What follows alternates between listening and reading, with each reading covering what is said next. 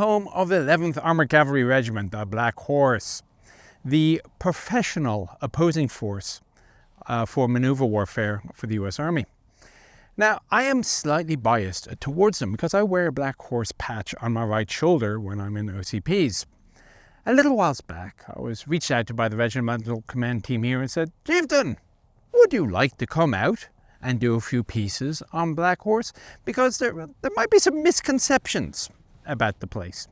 Because, well, if you say NTC or Fort Irwin, this will more often than not result in a negative reaction, because most people's experience of the place is to come around here as a rotational unit, and it is the least pleasant 25-30 days of their entire military career, at least if they only do it once.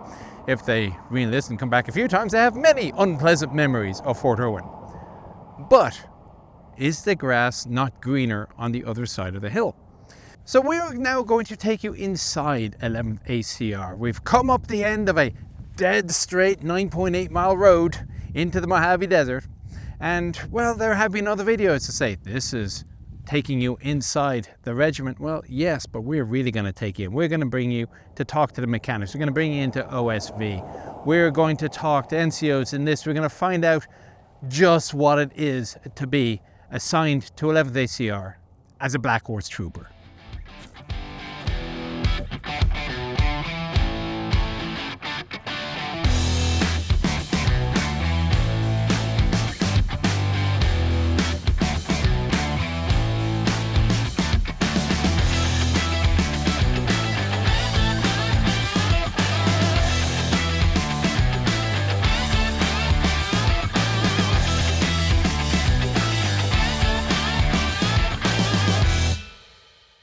Eleventh Cav is certainly one of the more storied units in US Army history, and notable combat veterans of the regiment include David Drake of Hammers Slammers fame and Nicholas Moran, whoever that is.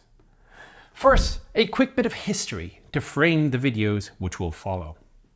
11th Cavalry Regiment was stood up 2nd February 1901 in Fort Myer, Virginia, and along with the 12th through 15th Regiments, was a result of the increase in territory that the United States got to administer after the 1898 war. The Blackhorse Regiment, as it would eventually become known after the 1924 Presidio oil fire, which coated its horses with soot, became known for its élan and esprit de corps. They were immediately put into action in the Philippines before a short break and then moving to Cuba to be a show of force there. The regiment's history really began to be cemented during the punitive expedition, and it mounted the last charge of the regular US cavalry at Ojo Azules on 5th of May 1916. There would be later cavalry charges in US Army history, notably in the Philippines, but not by regular US cavalry units. The summer of 1942 saw the regiment trade its horses for horsepower, but the regiment was split up and divvied out amongst various other units. Only in the Battle of the Bulge would all the major components see battle in the same general area at the same time. The units were eventually recombined to make the 11th Armored Cavalry Regiment on 30th of November 1948, and then the unit was immediately disbanded later that day. The sleep for the colours was brief, however, as the 11th ACR was again reactivated 1st of April 1951, and until 1966 would be found mainly in Europe. Between 1967 and 1972, it would be found mainly in Vietnam, proving the utility of armour in close terrain, and also where it developed the simple combat philosophy of find the bastards and pile on. 1972 to 1994 saw the regiment in the Fulda Gap. Life expectancy for such troopers was brief, at the very tip of the American spear on one of the best avenues of approach an advancing Warsaw Pact force could use. Fortunately, the tour was uneventful. The regiment was deactivated in the post-Cold War cutbacks in March 1994. The inactivation was brief. In October 1994, the regiment was reactivated, this time in Fort Irwin, California, to become the professional opposing force designed to train mainly brigade and battalion formations in mechanized warfare. With 3 exceptions, 1 deployment to Iraq and 2 to Afghanistan, the regiment has been there ever since, and kicking the ass of pretty much every unit which faces it. And it is to there that we will now return in this video and the ones which will follow it.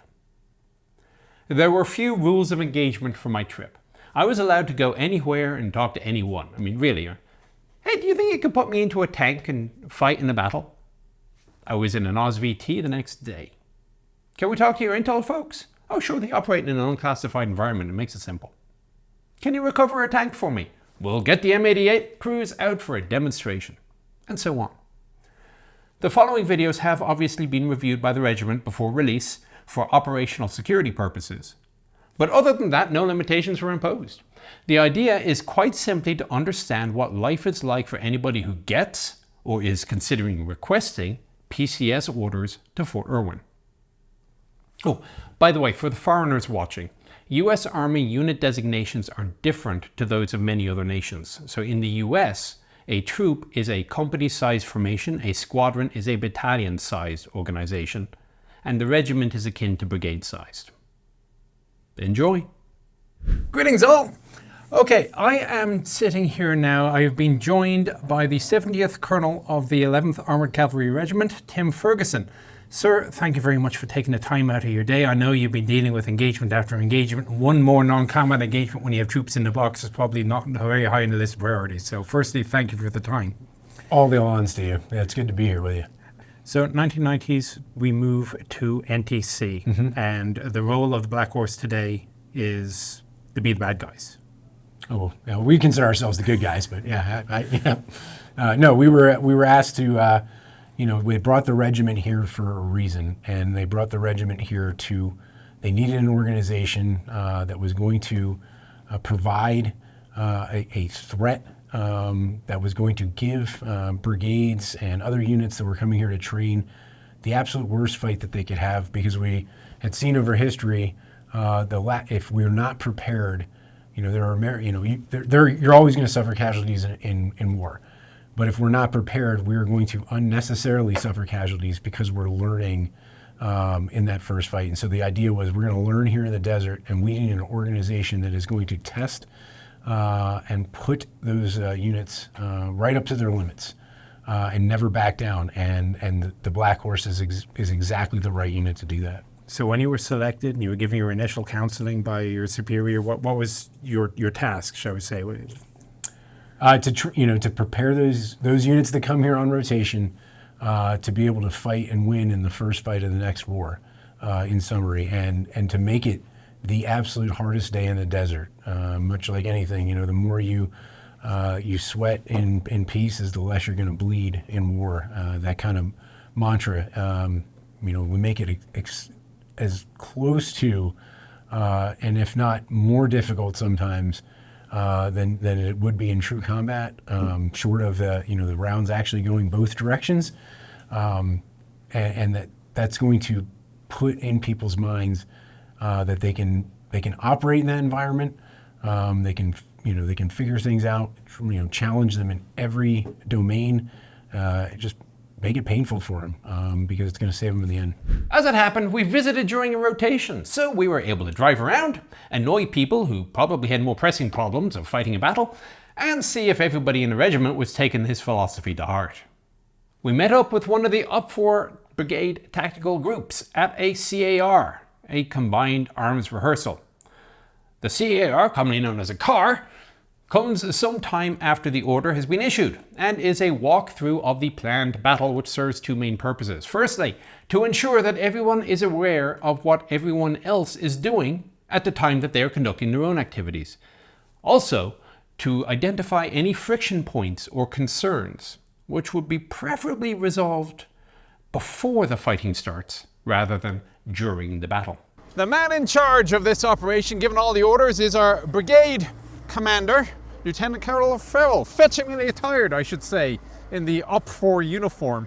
Oh, so many snazzier uniforms we ever got, but anyway. So, of course, you are the brigade tactical group commander, but you're officially in a battalion command position, correct? Correct, yeah, I'm one of the we have three squadrons here in the 11th ACR, the support squadron and two maneuver squadrons, first squadron, second squadron. I am the first squadron commander, and then Lieutenant Colonel Daryl Foley is the second squadron commander. So what makes this a different or special battalion command compared to anywhere else? I mean, I was watching the car looked pretty much like any other car I've ever seen. Yeah, the difference here is that we get to do it 8 times a year. So when I was in a line unit back at Fort Bliss as a battalion S3, we spent most of our time, going to ranges and doing smaller unit training, whether it's team and squad live fire, gunnery for the mounted guys, things of that nature. Here we fight as a squadron and really as a brigade 8 times a year. So we get a lot of reps at maneuver warfare here at the National Training Center. No, I saw you made a couple of teaching moments there, leader professional development, which obviously are not op-for oriented. I mean, it's kind of, hey, when you go to CGSC, the following is going to happen and so on. Yeah, we are still a FORSCOM deployable unit. So we might not be the first off the boat because our job is to train the guys that would be. But we maintain all of those proficiencies as well. And the young soldiers and young officers that we get are coming to us from the schoolhouse or another unit, and they're going back to the regular Army. So they get all of the same professional development that anybody else would. They're, captains are going to go to CGSC, majors are going to go on hopefully to compete for lieutenant colonel. And so we're still going to make sure that they are able to do all of the things that an officer or a soldier would need to do coming out of here and make up for any gaps that maybe they didn't get. We just get the opportunity to practice it more than anybody else does here. So as you are Denovians and fighting usually against the evil imperialist American lackeys, do you have a little bit more flexibility, shall we say, in the doctrine that you're allowed to use? We do. So we start off, we use the Russian threat-based doctrine. TRADOC G2 comes and makes sure that we're doing that to a high standard. So we don't just wear different uniforms. We have vehicles that are visually modified as well.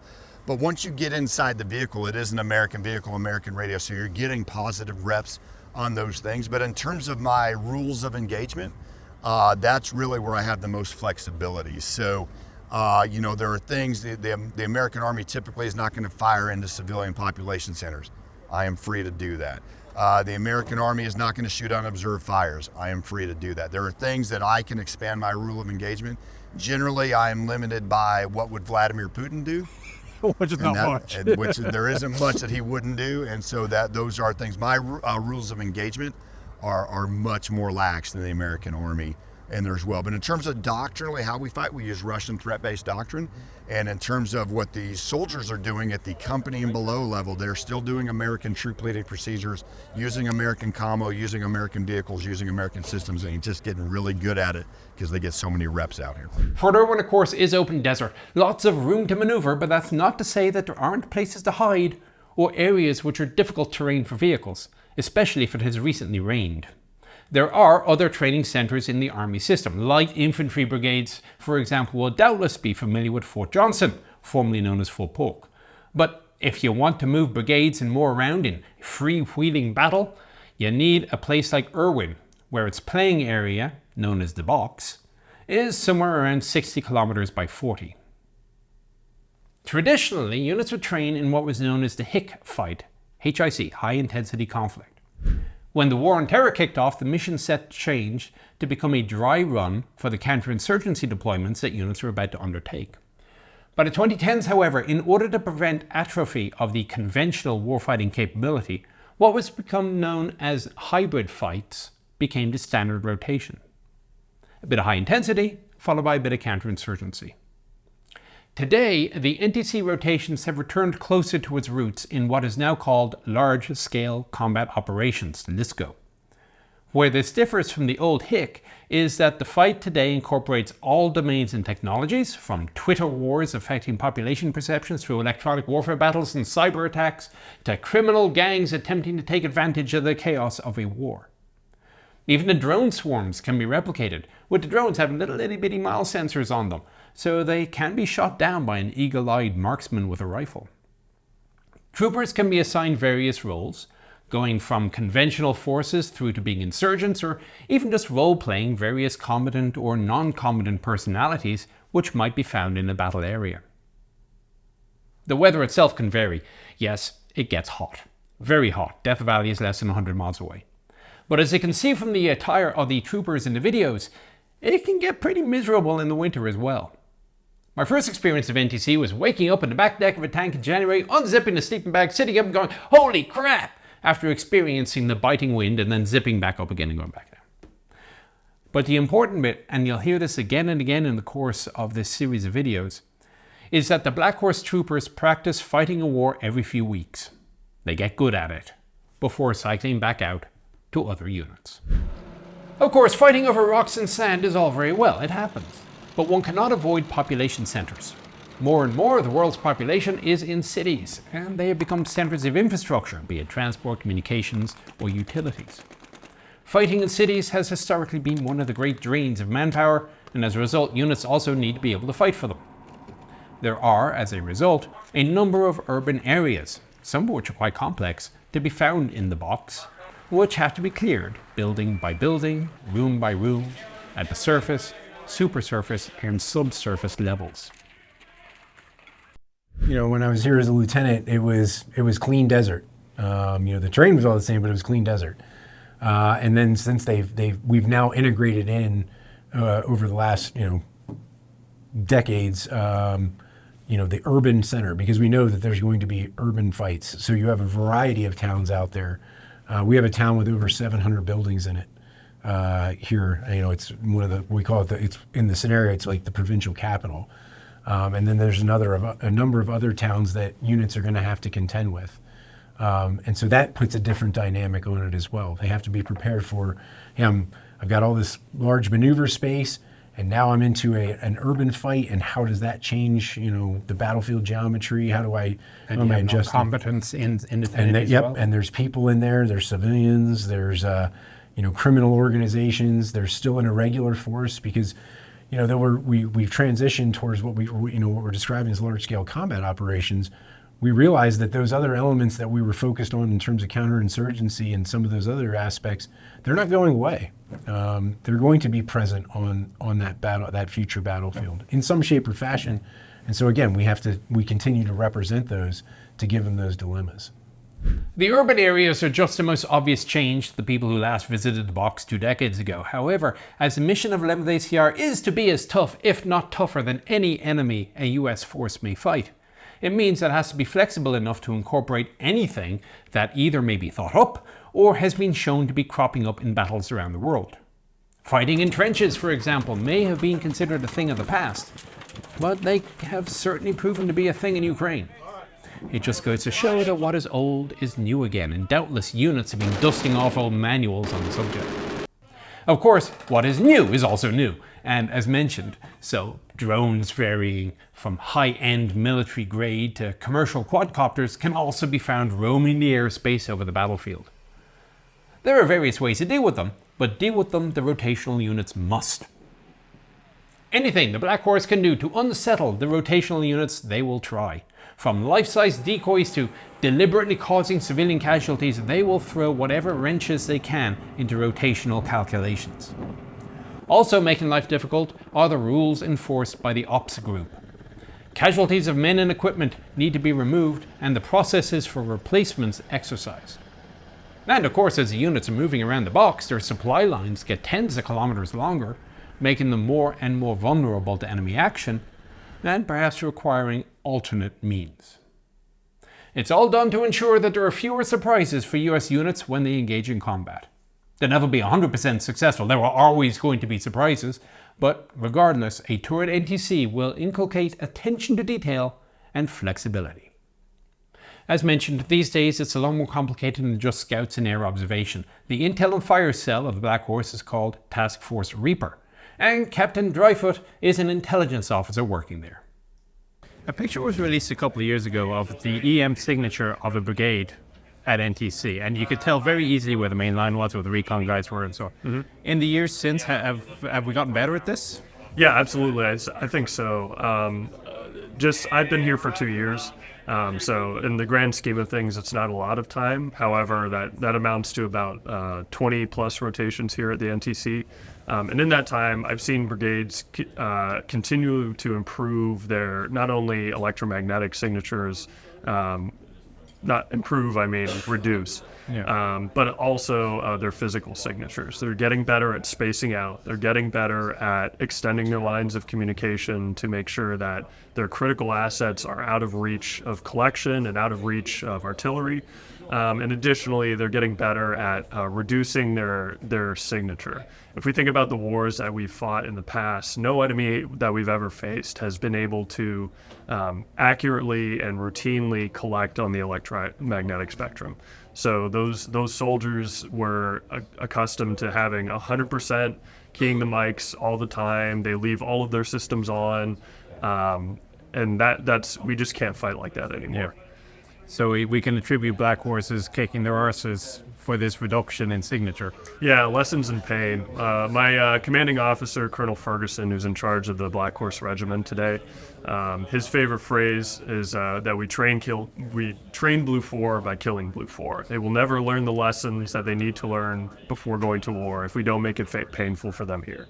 We'll come back to Captain Dryfoot in a future video specifically on Task Force Reaper. The subject of how they operate is interesting in and of itself and deserves a much more in-depth description. However, for now, let's go back to the box.